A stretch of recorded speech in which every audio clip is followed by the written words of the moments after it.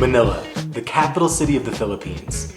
It is a mega metropolis, and there's no way around it. It can be very intense to visit.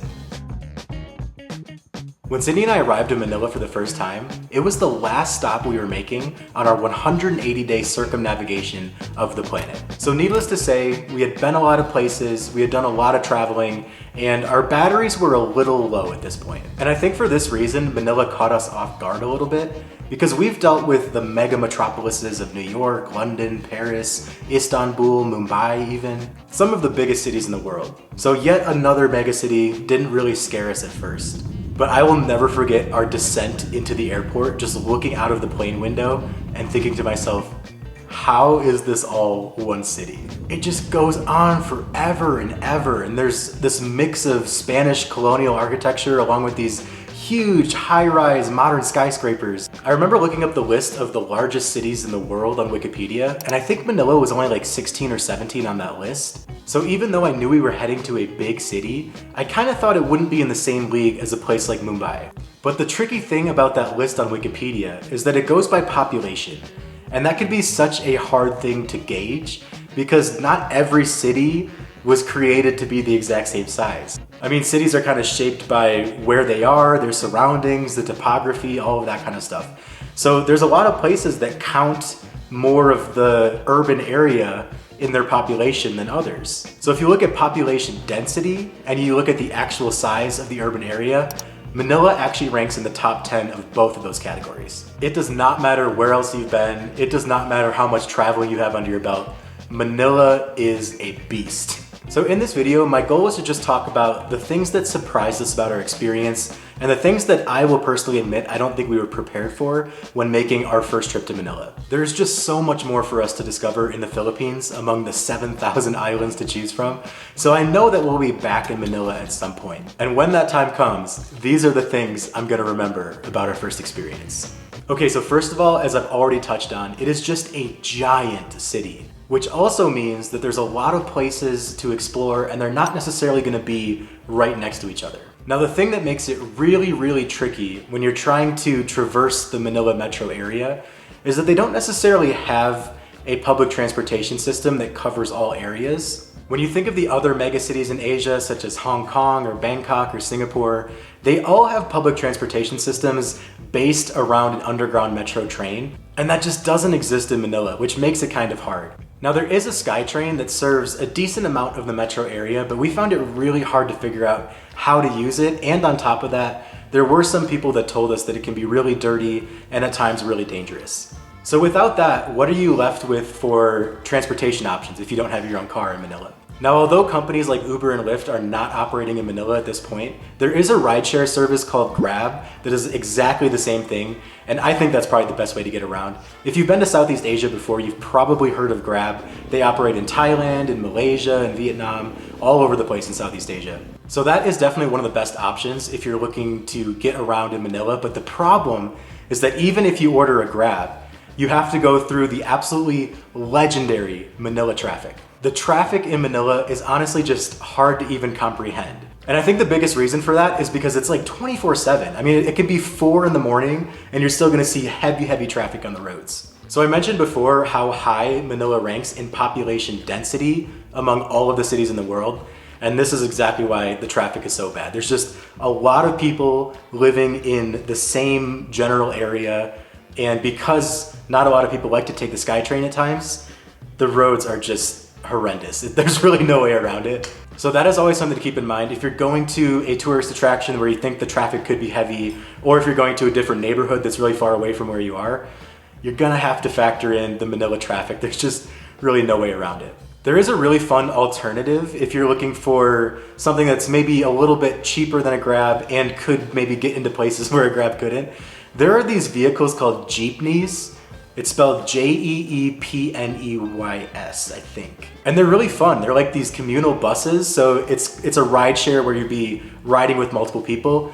And the vehicle itself just looks really cool. And it's kind of a part of Manila's identity. So it is definitely a cool thing that's unique to Manila itself. But even if you find yourself in a jeepney, you're still going to run into some traffic jams. And that's just the general nature of exploring one of the largest cities on planet Earth. Another thing that I think is really important to know about Manila before getting there is if you're going to the Philippines, odds are you're looking for the beautiful beaches, the natural scenery. That is definitely one of the best aspects of this country. Well, the capital city of Manila is located on the island of Luzon, one of the 7,641 islands of the Philippines. And there's really not a lot of natural beauty around this city. And although Luzon may have a few things to offer, it's nowhere near Manila. So if you're going for that reason, Manila just might end up being your connecting flight to whatever island you're going to. But if you are wanting to spend a few days in the city just to check it out before you move on to your island, I definitely think it can be worth it. It's an intense experience, like I'm saying, so be ready for that. But there's definitely a lot to see. There's a lot of really cool old architecture. I definitely did not realize this before getting to Manila, but it was actually one of the most damaged cities during World War II. It was right up there with the likes of Warsaw and Dresden and Tokyo, Hiroshima obviously. So some of what you're seeing with the Spanish colonial architecture and things like that may not be the original, but if you do check out the San Agustin Church, this is a really cool landmark because it was one of the only major things in the city that wasn't completely leveled during World War II. So it's the sign of resilience for the Filipino people in a lot of ways. And apart from that, just a really, really beautiful structure. So a lot of history there, definitely something to check out. If you're in that general area of Old Manila, you're gonna see a lot of night markets, a lot of street food. There's some pretty adventurous things. Get ready for some chicken intestines or some balut. If you don't know what balut is, look it up or wait for our food tour video.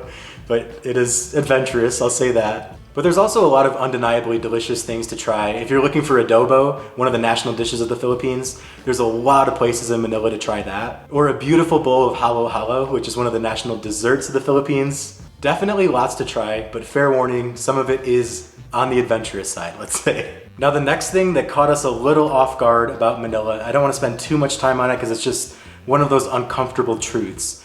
But there is a big disparity between the wealthy and the impoverished in Manila, and it is kind of eye-opening how big that gap is. There is some ultra wealth in Manila, and you'll definitely see that, but there is a lot of poverty too, and it's just absolutely heartbreaking. So with that obviously comes petty crime and things like that, things to be aware of if you're wanting to know which areas to avoid at night. Every major city, especially of this size, is gonna have some of these problems, and it's just good to know the different areas that maybe it's not as good of an idea to be in as a tourist. Sydney and I stayed in an area called Pasig City, and for the most part I felt very safe. 99% of our encounters with the Filipino locals were without a doubt positive experiences. Filipino people are some of the most friendly on earth, and we definitely noticed that. But we did have a situation where we had someone follow us down a street, and it was really, really scary. And we weren't really afraid of this person because it was a smaller woman, and I knew if anything was gonna happen, if she was gonna try to pickpocket us or anything like that, I knew that I was gonna be okay because I was quite a bit larger than her, but I was kind of worrying. We were on a busy street, and then we were going down this street where there weren't as many people. And I think the thing that was popping into my head was like, okay, is she kind of trying to corner us into this area where like a van's gonna come pick us up or something?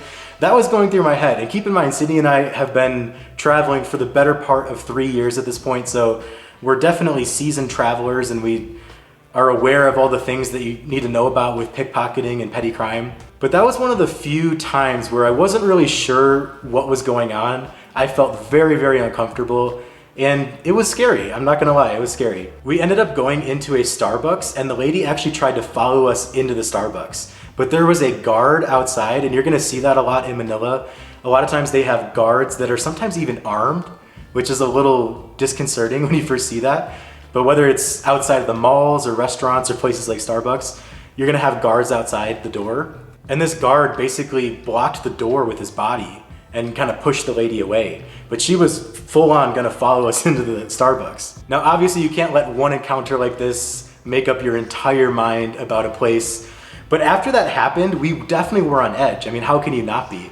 We were in a place where we were very unfamiliar with the layout, and it's so big, there's so many people. There is a lot of English spoken. If you speak English, you'll be absolutely fine in Manila, but it's still not the official first language, so we still felt a little bit like outsiders. And that's just one of those factors about Manila. Be aware of the areas you're in, always keep your head on a swivel, and make sure you're not in any poorly lit places where there's not a lot of people around, especially at night. When we departed from Manila, I had this overwhelming feeling that I didn't get the true experience. I didn't really get an authentic taste of what makes that city special. We didn't go into the old city at all. We didn't really go to any street food markets or night markets apart from one that was right outside a mall. We got to know our area pretty well and all of the cool attractions around there, but we did not venture out much more than that. So please, if you're from Manila or if you've been there a few times, let us know in the comment section, what are some things that we should check out for next time? Because this is absolutely a city that I want to give a second chance to. And I just feel like Sydney and I were at the end of this very, very long trip. We had a lot of miles covered. Our batteries were very, very low. And I just don't think we got the full experience. But we are definitely on a mission for next time to see more of the city, to experience more of Manila, and on top of that, to experience more of the Philippines as a whole. Thank you so much for watching. We really do appreciate it. I hope the video was helpful, maybe a little informative, if you're thinking about visiting Manila specifically anytime soon. Don't forget to like and subscribe if you have a second, and we will see you in the next video.